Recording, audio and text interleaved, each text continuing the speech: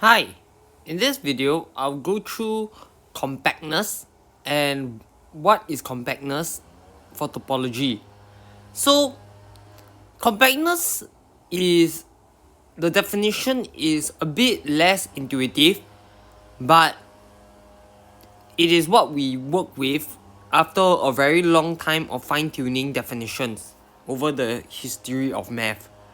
So we first need to define what is a covering, and so a covering is a collection of subsets of X that union up will equal to X. So basically you imagine X to have a lot of elements, and you basically take like a subset of it, and when you union all of them you get the whole X.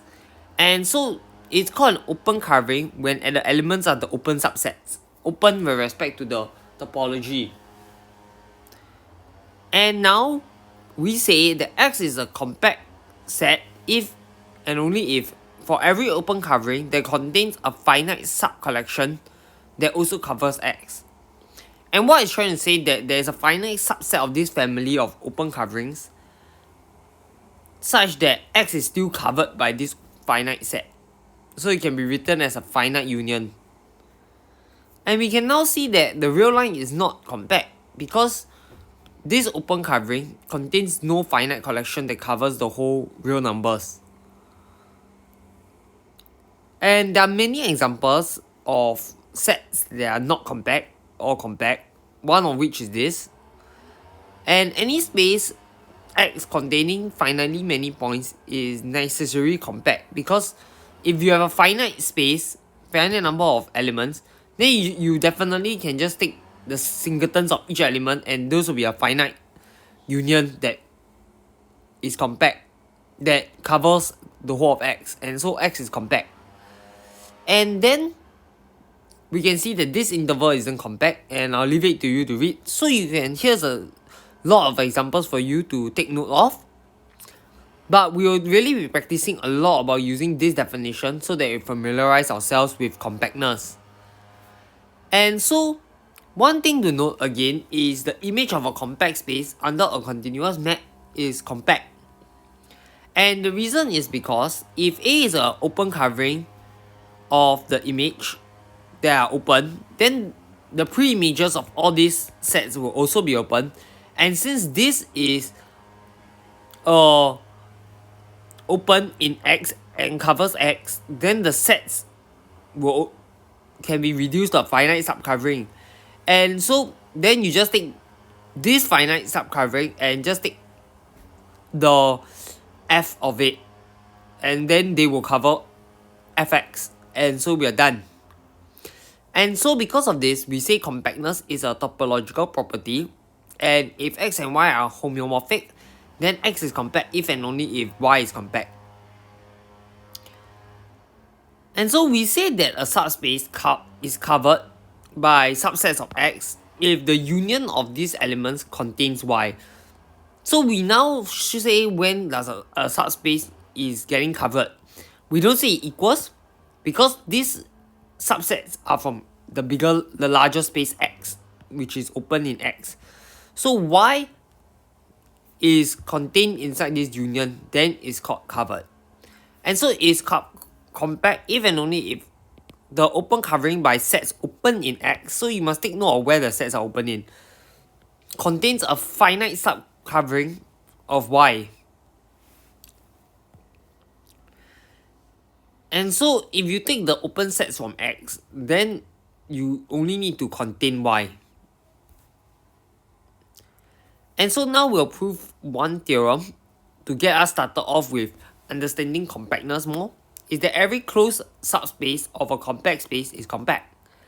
And the reason why is if Y is a closed subspace of X, then given an open covering of Y, we can form an open covering of X by unioning it with the open set of X minus away Y. So now B forms an open covering, a family of open sets basically, because X minus Y is open. And so this B reduces to a finite subcovering in X. And if the collection contains X minus Y, then we discard the X minus Y and we are done. Otherwise, we leave the subcollection alone. So basically, you just take out the X minus Y. Then this collection would be a collection that covers Y. And so we are done again. And this proves that every closed subspace of a compact space is compact. Next, we see that every compact subspace of a Hausdorff space is closed. And the reason for it is because of the Hausdorffness property, where you get to choose points and create disjoint unions. And so I will leave it to you to read this proof, as it's short and succinct, so it's quite easy to follow. If you have any questions, you can leave it down in the comments, because we want to go through a more important theorem, and it is known as the tube lemma. And this tube lemma is quite ingenious, and the picture will tell you about the whole theorem. And so if now you have a product space and you have an open set N inside it, so you have this N and it contains the x0 point, x0, then it will contain this x times y slice. So you got a slice here now. This is a open set. Then y contains, then the theorem states that N will contain a tube. So N doesn't need to look like a tube. N can look like a very oddly shaped picture, but it contains this slice. Now you can open up this slice to find an open neighborhood W, and this whole now portion will be an open set. And so it means that it contains a tube where W is a neighborhood of x0. So basically now you can find a very symmetric looking shape that contains the slice that you want. And so to prove it, we need to prove that the neighborhood x0 such that N contains the entire set W. So we shall prove it. So this W times X will now be called the tube. So the idea is that, so I'll run you through the idea. X0 is here. We cover x0 by a few sets, and that's because the product space, we know Y is compact. So we just need to cover x0 times Y by a few sets, because x0 times Y is homeomorphic to Y. So this is compact, meaning this is compact. So you can cover it with open sets of the product space. So it's U cross V. So because of that, we can now define W to be the intersection of all these open U's from the basis elements. So because you have the open space here, now you just take the U's and then we'll say this is the W that works. So because this is a finite intersection, it is open. And then we say that now we want the W to be contained in N. And so the next part actually shows that these sets that we have chosen covers the slice, and that it also covers the tube. And that's basically, you choose a point and you see that every point lies within one another. So this part is really just set theory. And because all these U cross V's lie in N, and they cover W times Y, then the tube W times Y also lies in N. So really this picture illustrates the point I want to make. So basically you got the X, the slice here. You know it will be covered by this open slicer, open sets in the product space. Now you take the intersection, so it's like the smallest width, and then you form the neighborhood here. So now we are just saying W cross y is covered by n and is contained in n. And that should be very obvious to see because each of these is contained in, all the points here will be contained in some union of ui cross vi, and an arbitrary union of open sets is open. So this w will be open.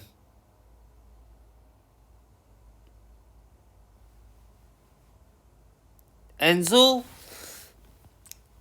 we prove the theorem that if n is an open set containing a slice, then you can find a tube such that is contained inside n.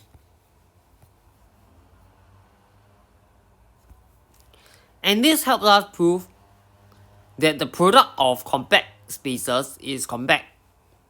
And it suffices to show that x cross y is compact. So we just take an open covering of x cross y, and for each x we know that this set now is compact because it's homeomorphic to y. And so by the tube lemma, you can find,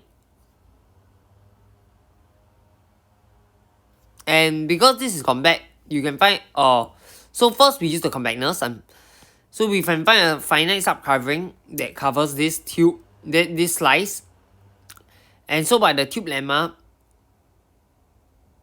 we can find a neighborhood of x such that this slice is a subset of wx cross y, which is a subset of nx. And so wx will now form an open covering of x. And so because x is also compact, then there exists a finite